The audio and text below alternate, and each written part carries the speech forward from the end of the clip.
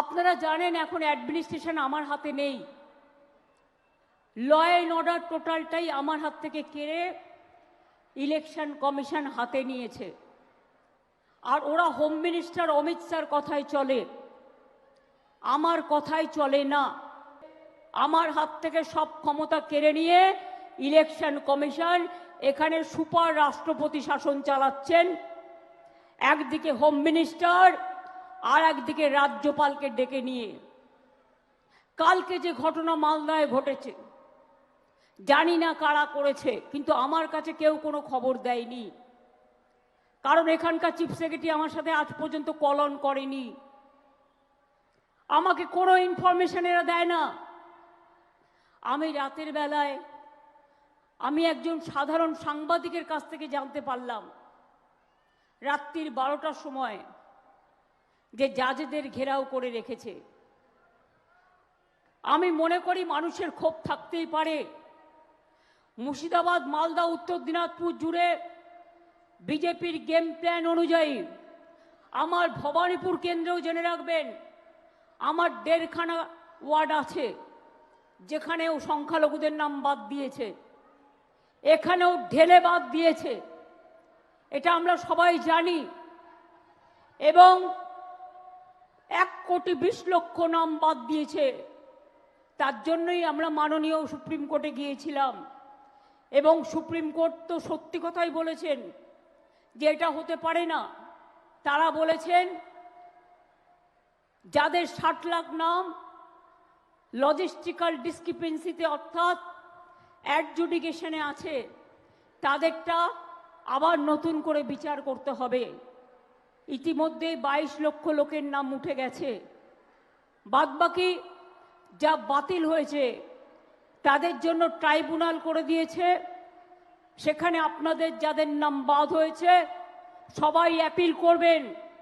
13টা document ছাড়াও ইসির আরও যদি কোনো ডকুমেন্ট থাকে সেই ডকুমেন্ট নিয়ে আপনাদের যেতে বলেছে।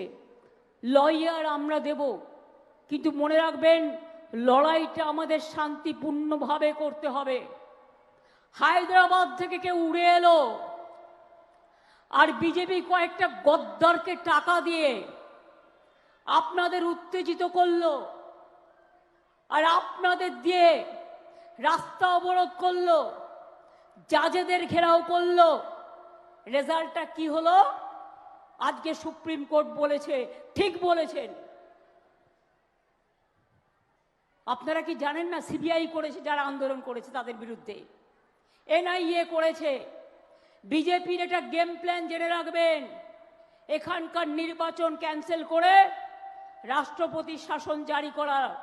আপনারা কি সেটা চান? না আপনারা শান্তি চান? আপনারা বাংলায় থাকতে চান? আপনারা তৃণমূলের সরকার চান? আপনাদের ঠিক করতে হবে। যদি আমাকে বিশ্বাস করেন তাহলে দয়া করে কোনো প্ররোচনায় পা দেবেন না। যদি আমার প্রতি বিশ্বাস থাকে কোনো উত্তেজনায় পা দেবেন না, কোনো জাজেদের কাছে যাবেন না।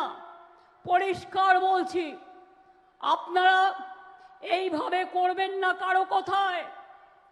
বিজেপির মধ্যেও কমিউনাল লোক আছে, আপনাদের এখানেও কিছু কিছু কমিউনাল লোক ঢুকেছে যারা বিজেপির টাকায় হায়দ্রাবাদ থেকে উড়ে এসেছে আর এখানে টাকা নিয়ে আপনাদের ভোট ভাগাভাগি করার চেষ্টা করছে। রক্ষা করুন বাংলাকে, মুর্শিদাবাদকে রক্ষা করুন, নিজেদের অধিকার রক্ষা করুন। আর আমি থাকতে জেনে রাখবেন, আমি তো বলেছি আপনাদের কাউকে আমি বের করতে দেবো না, কাউকে ডিটেনশন ক্যাম্পে যেতে হবে না। কিন্তু আপনারা নিজেরা যদি আইন হাতে তুলে নেন, সিবিআই গ্রেপ্তার করবে আপনাকে ইলেকশনের আগে, এনআইএ গ্রেপ্তার করবে।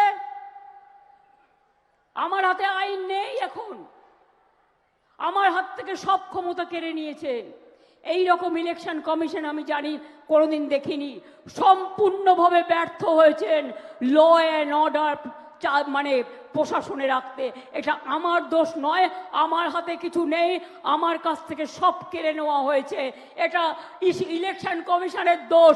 তার কারণ তারা নিজেদের লোক বসিয়ে কন্ট্রোল করতে পারেনি, জাজেদের প্রোটেকশন দিতে পারেনি, এটা আমি তাদের নিন্দে করি।